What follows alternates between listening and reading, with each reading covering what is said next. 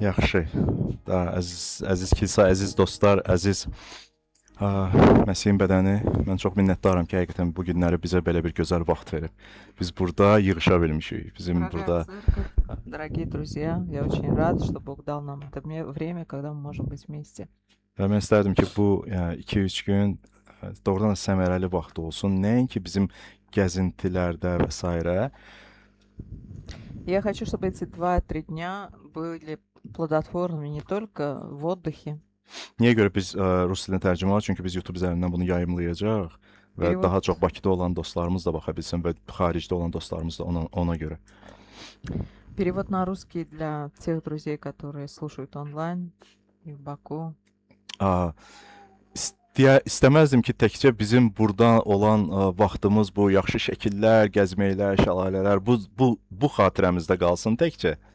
Я хотел бы, чтобы в воспоминаниях об этой поездке остались не только фотографии с водопадов, о том, как мы отдыхали, Amma eləcə də istərdim ki, burada Allahın sözü, Allah bizlə nə danışdı, bu səfər vaxtı nə öyrəndi, nə ürəyimizə toxundu, bu vacib mövzular haqqında da dolaq və bununla gedək. но я хотел бы, чтобы мы наполнились такими важными темами, как коснулся нас Бог, что нам послужило, что Он нам сказал. Yəni həmişə olduğu kimi bizim səfərimizin məqsədi təkcə o deyil ki, biz fiziki olaraq dincələk, amma biz istəyirik ki, həqiqətən ruhən də dincələk. И как всегда, цель нашей поездки не только отдохнуть физически, но и духовно. Mən bilirəm ki, bizə Rəbb gözəl vaxt verir. Bugün artıq biz gözəl yerlərdə olduq, inanılmaz yerlərdə gəzdik, istirahət elədik. И мы уже побывали в очень хороших, красивых Və местах. Rəbbin izni ilə sabahları biz daha maraqlı yerlərə gedəcəyik. И с Божьей помощью мы завтра поедем Təbiətin Тоже gözəlliyindən zövq на alacağıq. природу, будем наслаждаться красотой. Bunların hamısı gözəldir. И это все прекрасно. Amma əgər bu 3 günün sonunda yalnız o gözəl şəkillərlə evə qayıdacaqsa, Но если по истечении этих 3 дней мы вернемся просто с красивыми, хорошими o фотографиями, demək ki, ən vacib şeyi biz buraxdıq, это itirdik, значит, qaçırtdıq. что мы потеряли самое важное. Mən istərdim ki, bu səfərin sonunda hər birimiz həqiqətən Allahın lütfüne heyran olaq. Я хотел бы, чтобы в этой поездке мы влюбились в благодать Божию. Ona görə mən düşündüm ki, bu səfərdə biz Efeslərə məktubu araşdıracağıq sizinlə. И я подумала о том, что мы можем разобрать послание к Ефесянам в этой поездке. Bu qısa bir müddət olacaq. Biz 4 sessiya keçəcəyik У нас будет 4 сессии, və bu 4 sessiya ərzində çox maraqlı bir ardıcıllığa baxacağıq. и будет интересная последовательность. Və bununla biz hardasa Efeslər məktubu tamamilə anlamış olacağıq ki, nə baş verir orada. И мы поймем, что происходило в послании Hər Ефесянам. birinizə göndərmişdim bu şəkildə, sizdə var bu, düzdür? Я вам послал эту картинку, у всех есть. Və xatırlayırsınızsa orada hər gün üçün bir vacib ana fikir var idi. И если помните, там для каждого дня есть Kim ключевая deyə bilər мысль. birinci gün nə idi orada, nə yazılmışdı? Кто skажет, что было написано в Ki первом bugün дне? nə haqqında danışacağıq? Или Yəni же belə. о чем сегодня будем говорить? Okay. Bütün fikirlər qəbul olunur. Ölümdən həyata keçdik sonra. Переход из смерти в жизнь. Yaxşı, mən sizə kömək edirəm. 17 Proszę. iyulda biz danışırıq Allahın lütfü mənim keçmişimdən daha böyükdür. Итак, сегодняшняя тема Божья благодать больше, чем мое прошлое. Okay. Mənim keçmişim ola bilər ki, mənim üçün çox vacibdir. Çətinliklə olub, yaxud da yaxşı olub, fərqi yoxdur. Мое прошлое может быть важным для меня и трудностями, Amma и Allahın lütfü bu keçmişimdən böyükdür. чем-то хорошим, но благодать Божья Bu nə больше. deməkdir? Bu o deməkdir ki, lütf mənim üçün bu gün nə edib? Что благодать сегодня сделала? Lütf nə edib bizə, bizim üçün? Allahın lütfü ilə biz nə olmuşuq? Xilas olmuşuq. Yəni ki, lütf bizi xilas edib. По Божьей благодати спасены, он отвечает. Ay, it də cavab verir görürsün. Hə. Və mən istərdim ki, daha bu günləri fikrimiz burada olsun. И я хотела бы, чтобы мы сегодня думали вот об этом. Və daha çox elə bil bugünkü mövzumuz elə bu haqda olacaq ki, həmin o lütfü daha çox başa düşməyə çalışaq. И мы попытаемся эту благодать понять. Okay, fikriniz burada olsun. Rəşad müəllim dedi ki, nə dedin Rəşad müəllim? Ölümdən həyata keçirtdi bizi. Итак, Бог перевел нас из смерти в жизнь. Və baxın, bu məktubun, Efeslər məktubunun mərkəzində bir ana fikir var əslində. В послании к Ефесянам есть основная мысль. Ana fikir ondan ibarətdir, Allah günahkarlar üçün nə edib? Allah günahkarlar üçün nə edib? Что Бог сделал для грешников? Çox vaxt xristianlar belə düşünür. И часто христиане Mən так çoxlu dua думают. eləməliyəm. Я должен много молиться, Mən çoxlu müqəddəs kitab oxumalıyam. я должен читать Священное Писание, Daha yaxşı insan olmalıyam. мне надо быть лучше. Əlbəttə bunlar hamısı doğrudur. Да, это все хорошо. Amma Efeslərə məktub tamam başqa bir yerdən başlayır. Но послание на самом деле Бог. Xahiş edirəm diqqətiniz yayınmasın. Çünki yayınsa 4 sessiyadır. Ardıcıllığı buraxsınız elə bil siz itirəcəksiniz bütün o ləzzətini, bütün o vacib hissəni itirəcəksiniz. Давайте постараемся не отвлекаться, чтобы не потерять цепочку. Efeslərə məktub tamam başqa yerə vurğunu vurur. Итак, послание к Ефесянам ставит ударение совершенно на другое. Mən fikirləşirəm, çox dua eləməliyəm, çoxlu kitab oxumalıyam. Когда я думаю, что мне надо больше молиться и больше Bu читать, yaxşıdır. это Ama хорошо. Efeslərə məktub biraz başqa tərəfə bizi yönəldir. Но послание к Ефесянам направляет нас немного O иначе. demir ki, siz nə etməlisiniz. Там говорится не о том, что вы должны сделать. O deyir əslində, amma ilk öncə deyir ki, qulaq asın, deyir ki, Allah sizin üçün nə edib? Да, об этом тоже говорится, но вначале говорится, что Бог для вас Məyər сделал. bu həyatda belə deyil. Biz çox vaxt insanlarla rastlaşırıq, hamısı onu fikirləşir ki, mən Allah üçün nə isə eləməliyəm. Ведь часто в этом мире люди думают, что они должны для Бога что-то сделать. Amma biz sakitləşməliyik. Но надо успокоиться, Efeslər məktub bunu deyir. Qulaq asın. Это Allah то, sizin о üçün чем- nə edib, bilirsiniz? говорит послание к Ефесянам. Ki, adamlar deyir, yo, mən nə etməliyəm? Вот Бог для вас что-то сделал. А Allah люди deyir, думают, sakitləş. а я что Qulaq должен? as. Allah sənin üçün nə isə eləyib. Но успокойся и подумай о том, что Birinci Бог, buna gələk. Sənin üçün o nə isə eləyib, onu düşünək. Sonra nə etmək haqqında fikirləşəcəyik. Бог сделал для тебя что-то, и это важнее, чем то, что ты делаешь. Çünki maraqlı bir şeydir ki, insan yalnız o vaxt dəyişə bilər, nə vaxt ki, Allahın sənin üçün nə etdiyini dərk edəsən. Человек может... Он понимает, что Бог для него сделал. Okay? Əgər insan Allah üçün nə isə edir və hələ də başa düşməyib ki, Allah onun üçün nə isə edibmiş bundan qabaq, onun etdiklərinin heç bir mənası yoxdur. Если человек делает что-то для Бога, не понимая, что Бог сделал для него, то то, что делает человек, не имеет значения. Baxın, bax bu vacib fikir, bu sözlər Efeslilərə 2-ci fəslin 4-cü ayəsində yazılıb. Ефесянам 2:4 написано. Yazılıb ki, orada lakin mərhəməti bol olan Allah. Ибо Бог богатый милостью. Ya orada iki vacib söz var. İbo, rus dilində lakin, yaxud amma Allah. Бог, Okay. Bu o deməkdir ki, Allah sənin üçün, lakin Allah mərhəməti bol olduğuna görə sənin üçün nə isə edib, qulaq as. но Бог богатой милостью сделал по своей великой Əgər o nə isə милости. etməsəydi, Если бы Он этого не sən сделал, mövcud olmazdın belə. то тебя и не было бы. Okay? Əgər Allah o vacib olan işi görməsəydi, bizim heç birimiz bugün burada olmayacaqdı.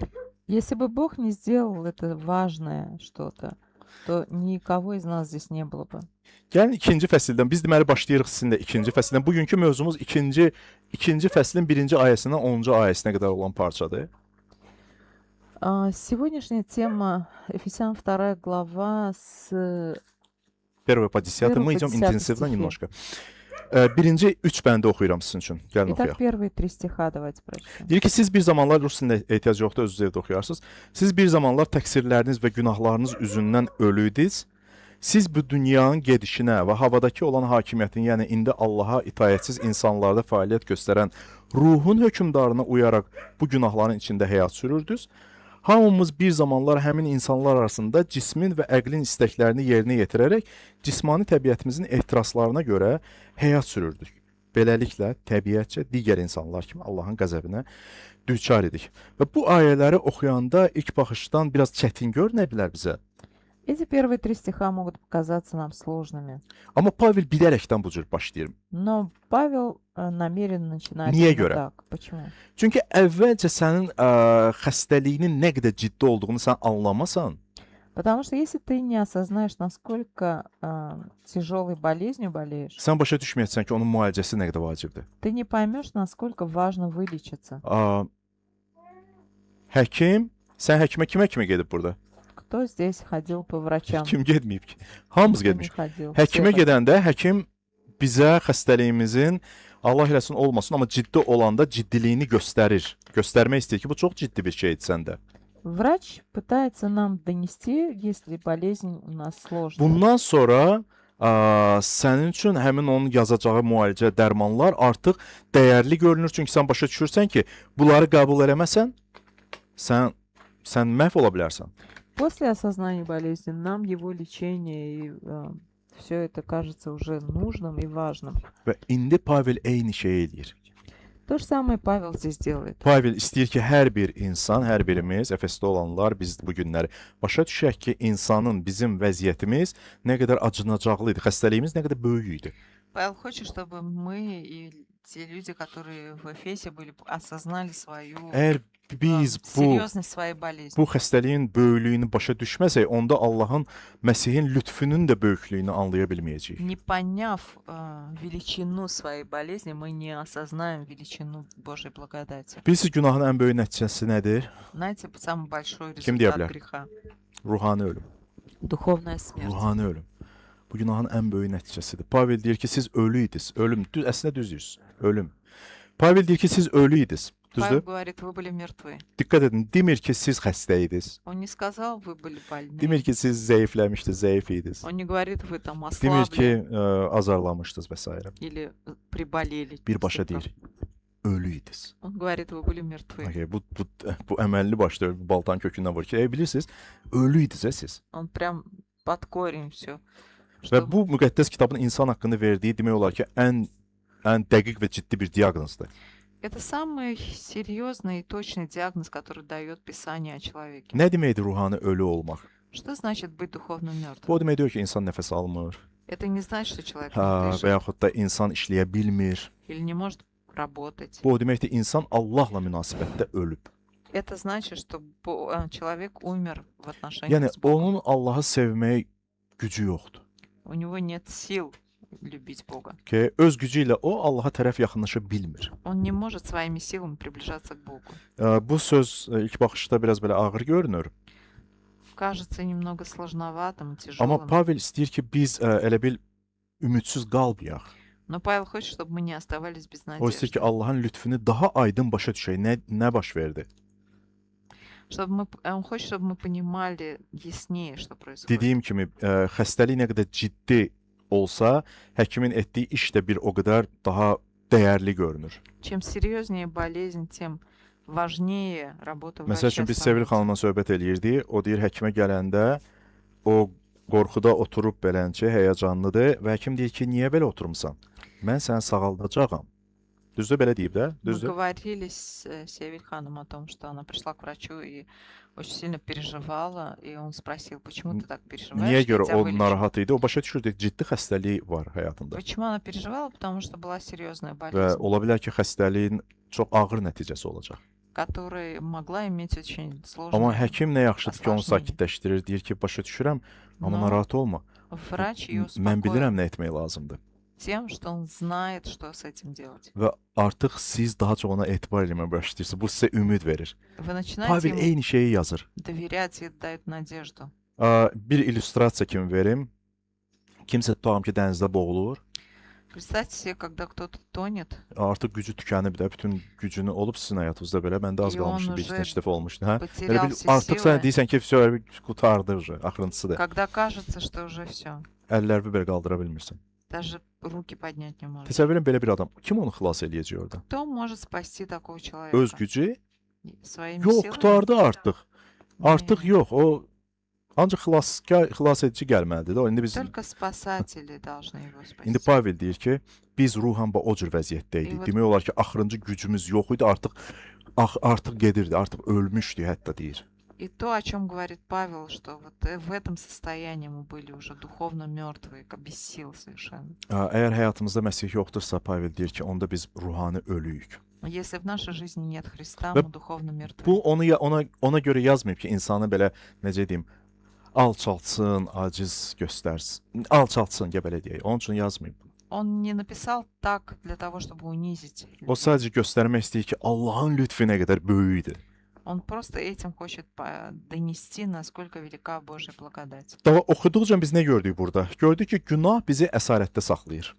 Читая, мы видим, что грех держит нас в Və плену. 3 dənə qüvvə deyir burada. Здесь перечисляются 3 силы. Və bilirsiniz imanlının 3 düşməni var. Если вы знаете, да, что Hansılardır? у верующего 3 врага. Cisim, Плоть, dünya, мир iblis. и сатана. Bilirdiniz harda yazılıb bu 3 dənə şey? Вы знаете, где об этом написано? Bəli. Efeslilərə indi oxuduğumuz parça budur. Вот 2-ci fəsil 1-dən 3-ə qədər o 3 düşməni göstərir. с Birincisi 1 deyir ki, по aha, 3 стихи здесь говорится об этих 3 nə dedi врагах. birincisində? Dedi ki, bu dünyanın gedişi, düzdür? Gedişatı. Dünya. Итак, здесь вначале говорится о мире. Yəni nə baş verir? İnsan boy həyatda yaşayır. Hamı necə yaşayır? Hə, mən də onlar kimi yaşayıram. Bu cür fikirləşir. Люди часто думают, ну, все как живут, так же я живу. Müasir dünya xüsusilə belədir. Таков современный мир. Hamı deyir belə yaşamaq normaldır. Ну, нормально так жить. Okay. Hamı belə edir, mən də belə edirəm. Все так, и я так. Amma Allah bizi istəmir ki, biz həmin o çoxluğun ardıcan gedək. Но Бог не хочет, чтобы мы шли за большинством. Məqsəd ordadır ki, biz Məsihin ardıcan gedək. Цель в том, чтобы идти за Христом. İkinci şey, birincisi dünya idi. İkinci şey, Первое — это мир, а havadakı второе hakimiyyət, hökmdarlar, söhbət iblisdən gedir, düzdür? — это Hələ o ikinci fəsildə Ну, как это по сказать? воле князя господствующего в воздухе, духа действующего ныне в сынах противлением. Okay? Pavel göstərir ki, günah təkcə pis seçimlər deyil, Итак, Павел показывает, что грех — это не просто amma deyir неправильный. ki, müəyyən ruhani qüvvələr var ki, bəlkə biz onu görmürük fiziki olaraq, amma onlar bu çox şeylərin dalında durub. Но он говорит о духовных силах, которых мы не видим, но они стоят за многими вещами. Okay, narkotikin, nə bilim, pornoqrafiyanın, nə bilim, alkoqolun, nə bilim, insan müxtəlif şey, asıllıqlar və s. və s. Onun dalında yenə yanan müəyyən ruhlar var. Есть определенные духи, которые стоят за многими Və Pavel istəyir зависимостями. ki, biz aydın görək bütün bu şeyləri. И Павел хочет, чтобы мы Üçüncü, это все четко видели. cismin ehtirası yazılır. И третье — это похоти Bilirsiniz, плотские. ən böyük problem bu dünya deyil əslində. Самая большая проблема на самом деле — это А, не мир. Ən böyük problem şeytan da deyil heç bizim üçün, iblis də И deyil. на самом деле это даже не сатана. Ən böyük problem elə bizim öz cismimizdir, öz Самая ürəyimizdir. большая проблема — это наша плоть и сердце. Yəni ki, bu günahı yalnız xaricdən deyil, daxildən də biz istəyirik, edirik. То есть грех, он не только внешний, это наше внутреннее желание. Və buna görə bizim hər bir insanın xilasa ehtiyacı var. И поэтому у каждого человека есть нужда в спасении. İndi gəlin keçək artıq 4-cü bənddən 7-ci bəndə qədər artıq biz irəliləyirik Теперь идем дальше с 4 по 7 стихи. və burada biz nə ilə başladıq? Lakin mərhəməti bol olan Allah. Yəni əvvəlcə göstərdi sənin günahını, bunda amma saxlamadı səni. İndi keçir növbəti hissə. Lakin mərhəməti bol olan Allah. Здесь начинается со слов «Бог богатой милостью». Итак, вначале мы увидели, что мы грешны, а теперь Bəli. говорится о İndicə bizim ruhani vəziyyətimizi göstərdi. Biz ölü idik, Вначале сказали, что мы günahın были mертвы, əsiri idik, были dünyanın пленниками təsiri altında yaşayırdıq. греха, живущими под влиянием мира, Yazılır öz ehtiraslarınızın ardıcan gedirdiniz идущими за своими похотями, və Allahın qəzəbinin altındaydınız. Layiq idik. находившимися под Yəni buna гневом baxanda biz deyə Божьим. bilərik ki, nə ümidsiz bir vəziyyətdəyik biz, Очень nə gündəyik biz. безнадежно это все выглядит.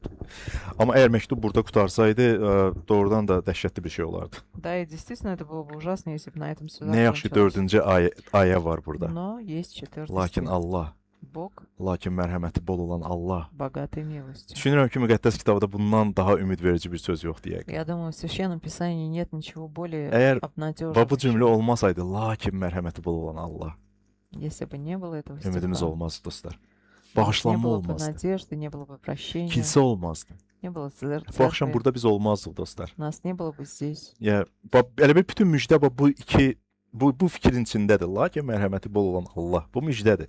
Все Евангелие на самом деле вот в этих стихах. Pavel Bog demir ki, bogatый mилостью. amma lakin siz dəyişdiniz. Павел не говорит, что ну вы изменились. Demir ki, lakin siz qərar verdiniz. И он не говорит, но вы приняли Yaxud da siz çalışdınız. решение, вы так старались. Yox, deyir ki, Allah, Он lakin говорит, mərhəməti Bog bol olan Allah. богатой милостью. Və bu hər şey dəyişir. И это меняет Bilirsiniz, всё. qurtuluşun, xilasın başlanğıcı bu insan deyil, dostlar. Начало спасения и искупления не в человеке. Qurtuluşun başlanğıcı bu Allahdır. Начало в Və Боге. müjdənin də ürəyi budur. И это сердце Евангелия. İndi gəlin Allahın etdiyi təşəbbüsə baxaq. Yaxşı, lakin mərhəməti olan Allah. Okay, nə etdi o? Итак, что же сделал Бог богатой милостью? Nə deyir orada? Deyir ki, lakin mərhəməti bol olan Allah bizi böyük məhəbbətlə sevdiyi üçün təqsirlərimiz üzündən ölü olduğumuz halda bizə Məsihlə birlikdə həyat verdi. Onun lütfu ilə xilas oldunuz. Okay? Но Бог богатой милостью по своей великой любви, который возлюбил нас, и нас, мертвых под преступлением, оживотворился Христом, благодатью вы спасены.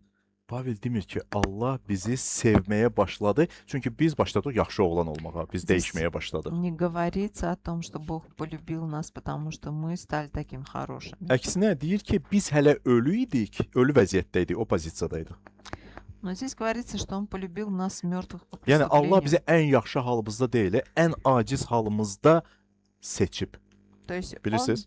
Бог выбрал нас не в хорошем состоянии, а в том, когда мы были совершенно беззащитны и Bizim heç birimiz mертвы. onun o seçiminə layiq deyilik əslində. На самом деле никто из нас не достоин Его vыбора. Yadınıza salın ilk gününə vaxt siz xilas olmusunuz. Вспомните Bu то yaxında время, kimsə uzun müddət əvvəl. когда вы спаслись. Кто-то недавно, кто-то давно. Kim deyə bilər ki, mən layiq idim? Кто может сказать, что я был достоин? Hamımız bilirik biz nə qədər günahkar idik. Мы все знаем, какие gрешные мы были. Amma mərhəməti bol olan Allah. Но Бог богатой милостью. Okay. Burada yazılır ki, biz hələ ölü idik.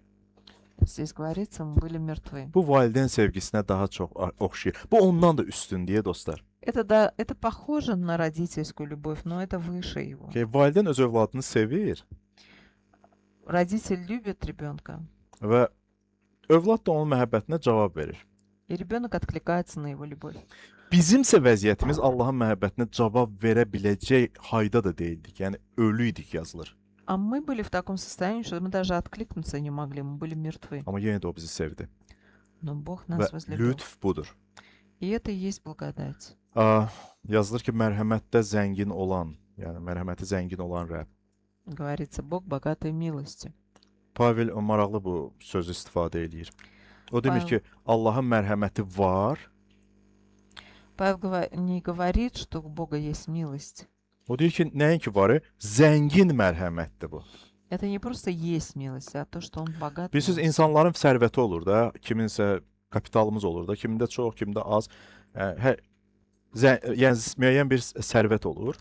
У человека bывает какое-то имущество или же есть Да. какой-то капитал. Və у yaxud da кого-то kiminsə много, у çoxlu кого-то biliyi мало. var.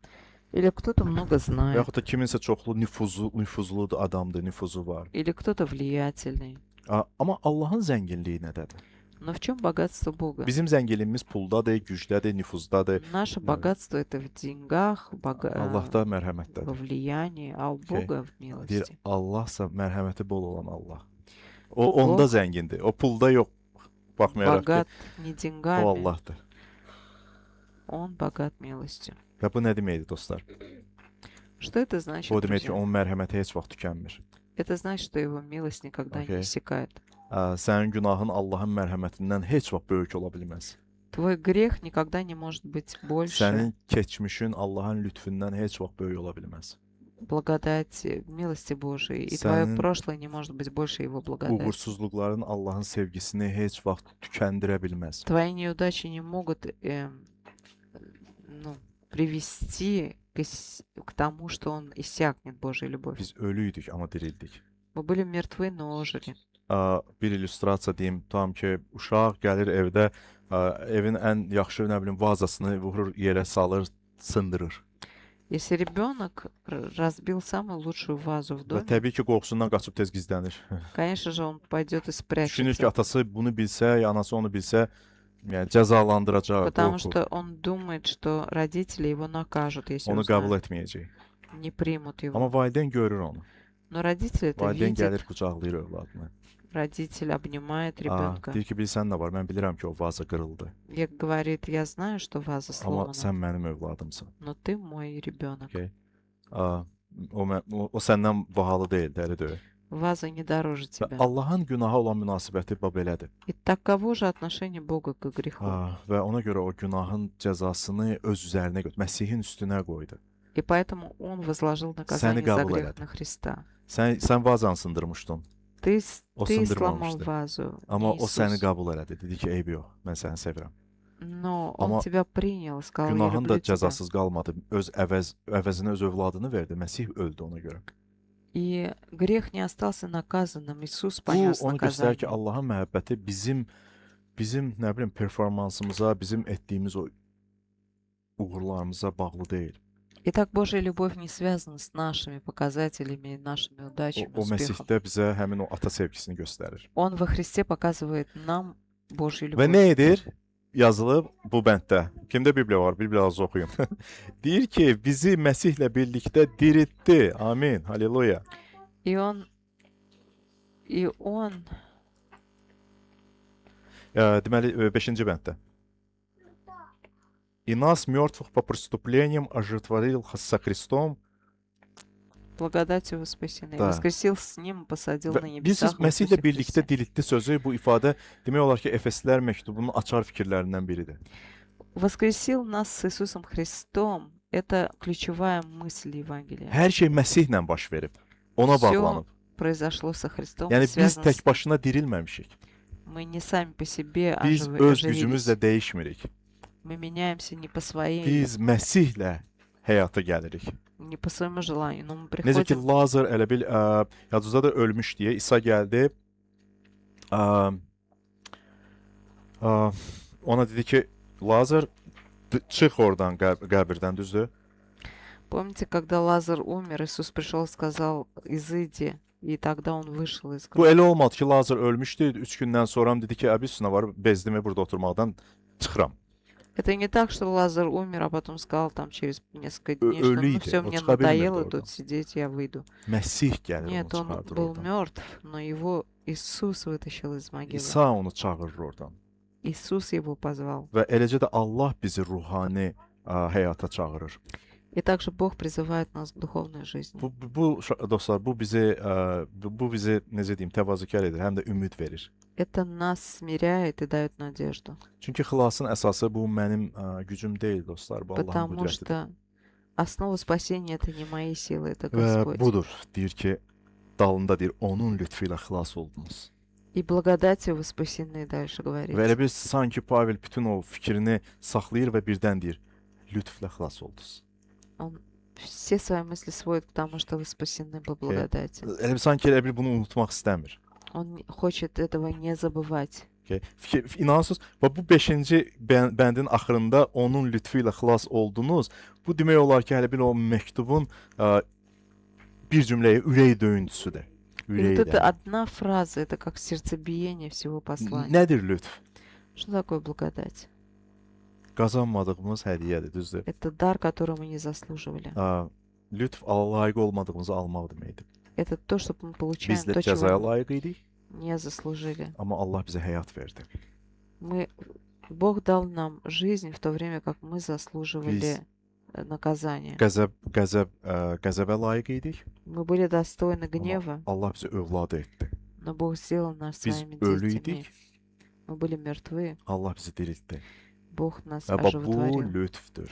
И это благодать. Və sonra davam eləyir. 6-cı bənddən. Deyir ki, Allah bizi Məsih İsa'da onunla birlikdə dirildib nə etdi? Səmada oturtdu. Okay? 6-cı ayə bu inanılmaz bir şeydir ki, bu qəribə bir ifadədir əslində. В 6 стихе говорится о том, что Он нас посадил на небесах. Ki biz deyə bilərik ki, biz yerdəyik. Мы можем сказать, что мы же на земле. Bəs necə yazılıb ki, səmalarda oturtulmuşuq? А как же здесь говорится, что мы посажены на Biz небесах? biz bilirik bu nədən söhbət. Bizim mövqeyimizdən söhbət gedir. Это Mövqeyə говорит həqiqət о- deyirik biz tez-tez ki, mövqeyə həqiqət pozisionla istinada. Bizim mövqeyimiz, baxmayaraq ki, bu həyatda yaşayırıq, artıq ordadır bizim mövqeyimiz. Artıq bizim orada yerimiz, adımız yazılıb. Yazıda İsa dedi ki, mən gedirəm ki, sizin üçün yerlər hazırlayım. Otağımız, hərimizin öz otağımız var, üzr istəyirəm. Otağımıza gələndə bilirik də, burada indi biz adlar yazmamışıq. Burada məsəl üçün Rəfiqə xanım, Ayşə xanım, Ofeliya xanım, bu onların otağıdır. Adları yazılıb.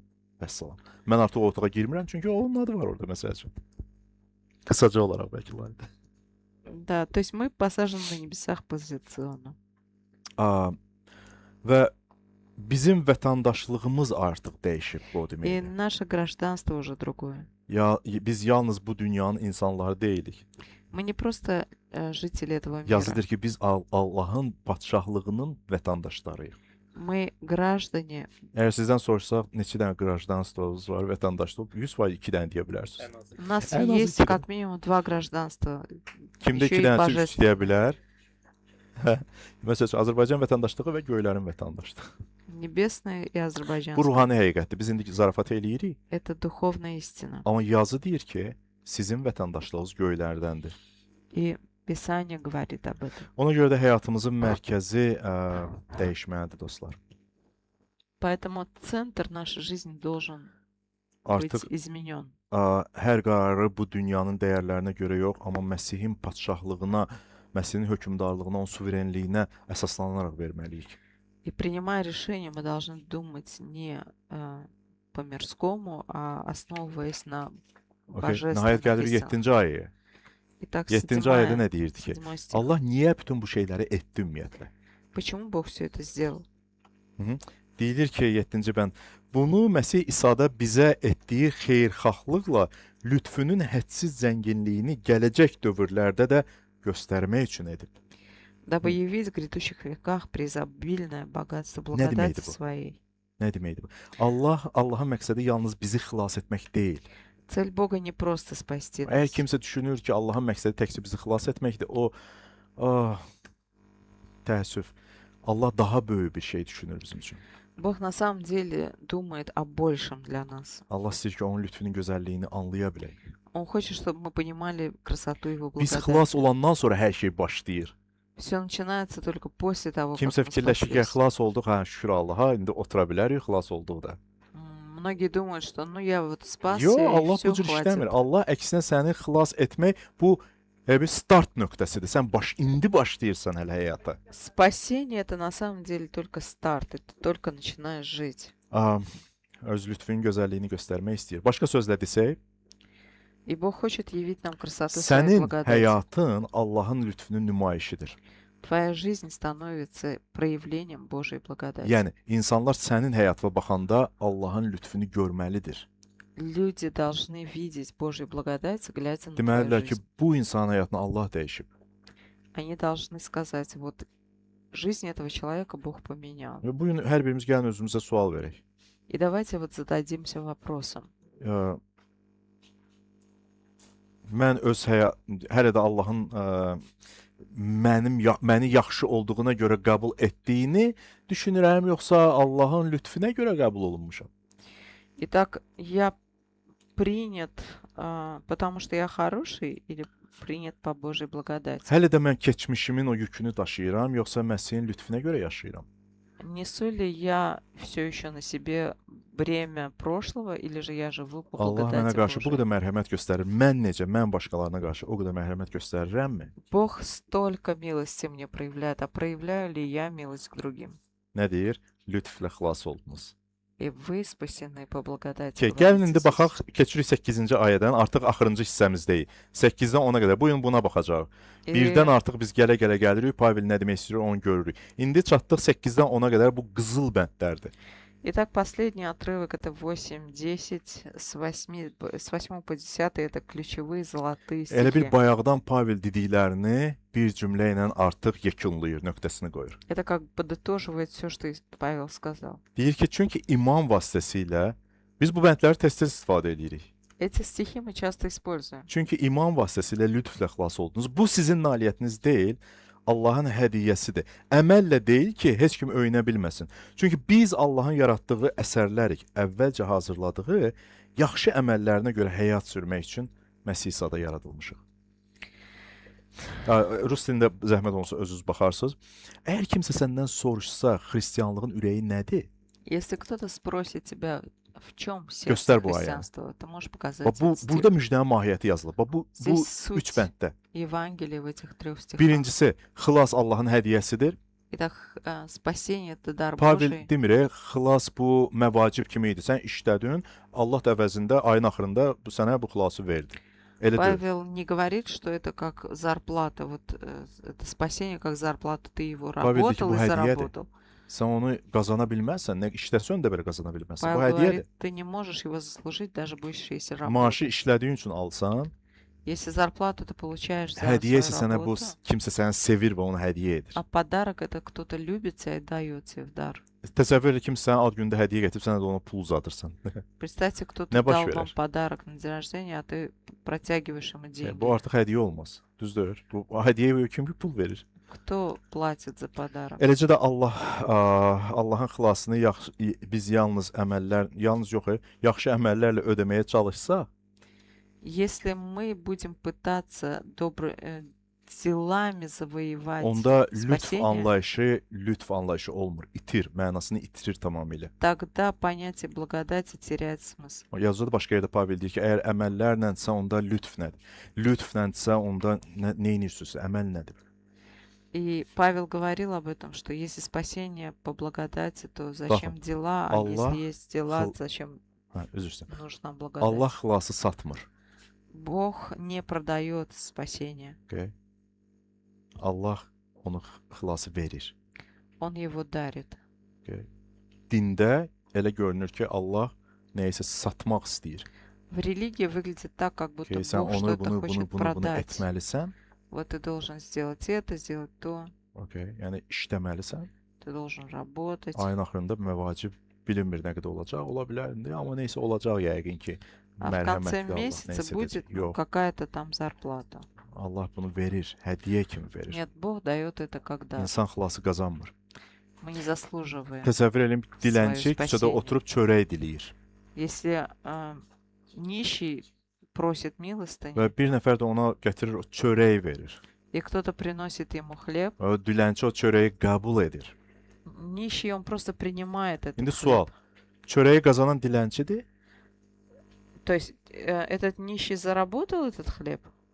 Yox, o heç nə qazanmamışdı. Oturmuşdu, əlini açmışdı belə. Нет, он nичего не зарабатывал. O gedib Он işləməmişdi o pulu qazanmaq üçün. O Protein sadəcə aldı. əlini belə açmışdı, gözləyirdi. просто руку и ждал. Çörəyi verən həmin o xeyirxah insan idi.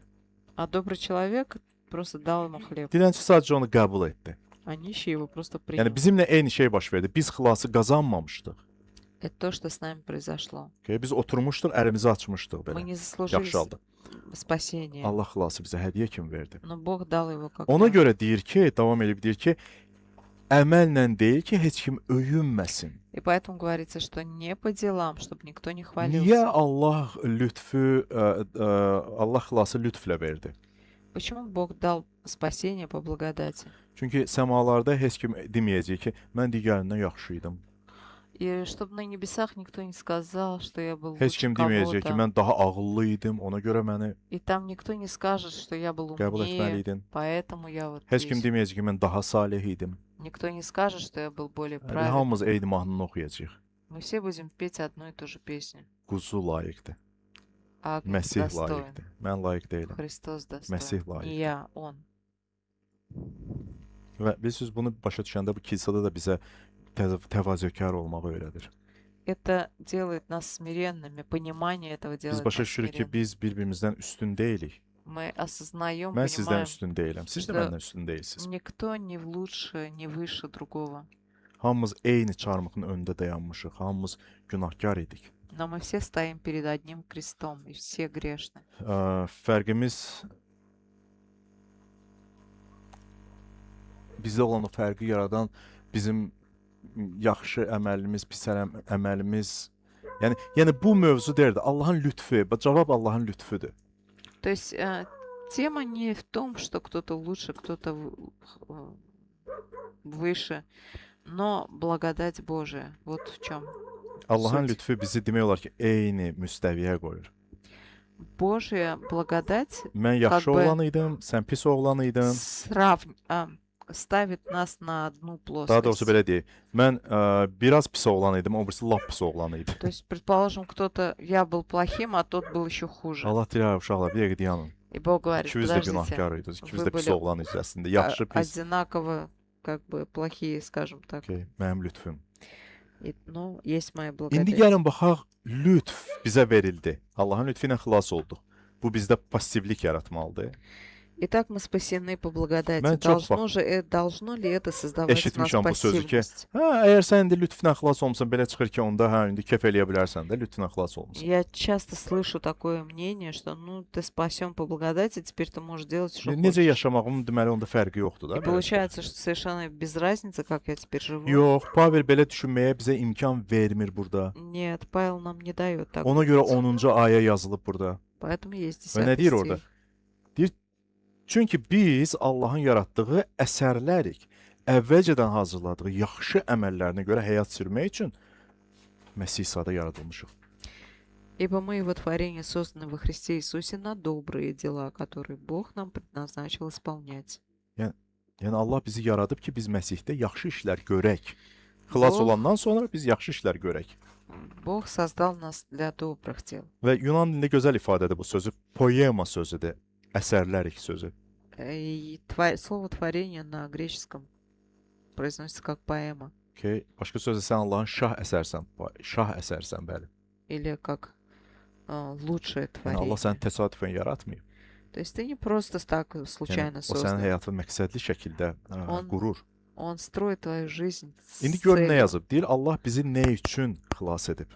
Итак, для чего нас Бог спас? Pavel demir ki, yaxşı işlərin nəticəsində xilas olmusunuz, düzdür?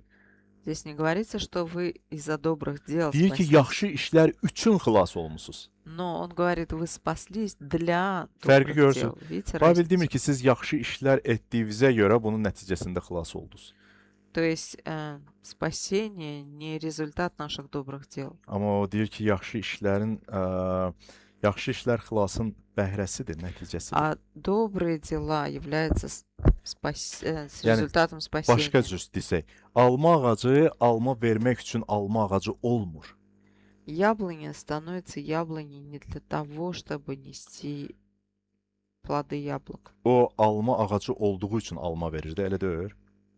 Оно несет яблоки, потому что она яблоня.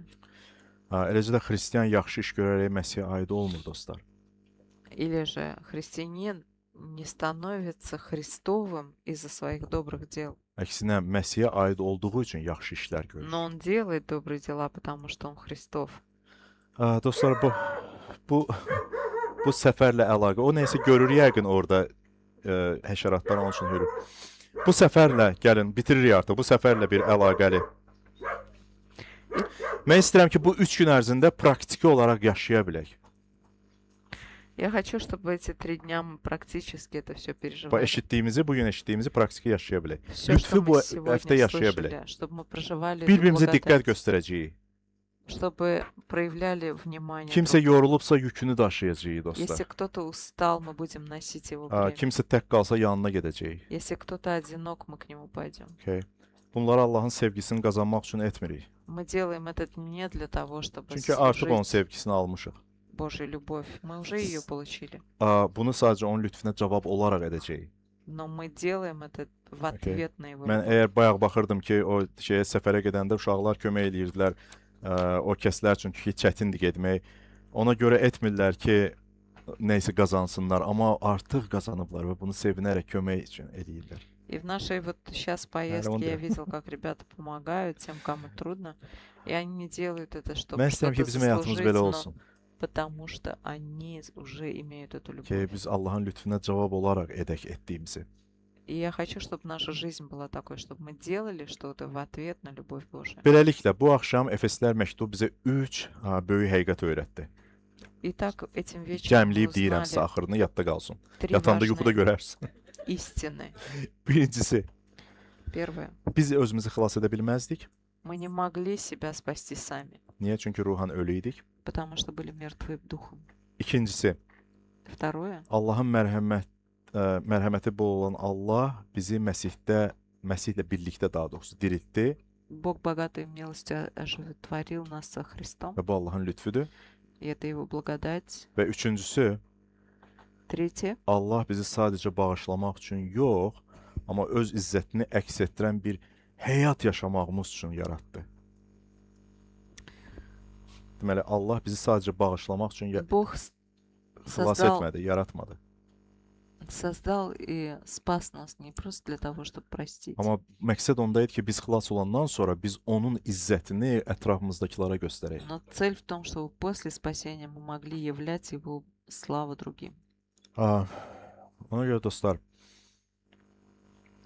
qoy Rəbb sizə xeyir-dua versin bu səfər vaxtı xüsusilə. Поэтому, друзья, Əgər благослови вас hansısa Бог. qorxunuz varsa, qoy Rəbb sizə o lütfü ilə o azadlığı versin həyatınıza. Если есть какие-то страхи, пусть в своей Hansısa благодати Он даст вам günahla свободу. mübarizəniz varsa və yaxud da yorğunluğunuz varsa, yaxud da gələcəklə bağlı narahatlığınız varsa, Если вы боретесь с каким-то грехом, есть усталость или есть тревожность по поводу Tanrı будущего, deyir ki, sənin ümidin öz gücündə deyil. Бог говорит, твоя надежда не в твоих силах. Sənin ümidin mənim lütfümdə olmalıdır. Твоя надежда должна быть в моей Əgər благодати. bu lütf səni ölü olduğun halda diriltdisə, Благодать, которая способна была воскресить sən тебя, ölüydün amma будучи səni diriltdisə, когда ты был mертв, sənin bugünkü həyatın hay dəyişəcək. то Dəyişə она bilər. тем более может спасти и сменить Ona твою görə bu 3 нынешнюю. günü gəlin təkcə istirahət olmasın. İstirahət öz yerində, bu 100%. И пусть эти 3 дня будут не просто физическим отдыхом, Amma biz bu lütfə heyran ola bilək. но пусть это будет время, когда мы влюбимся в Amin. благодать. Gəlin dua eləyək. Bitirək bundan da bugünkü Evet, axşamımızı, tamam. toplantımızı və sonra şirniyyat ünsiyyətdə olarıq. Rəbbimiz Allahımız sənə minnətdarıq bu axşam.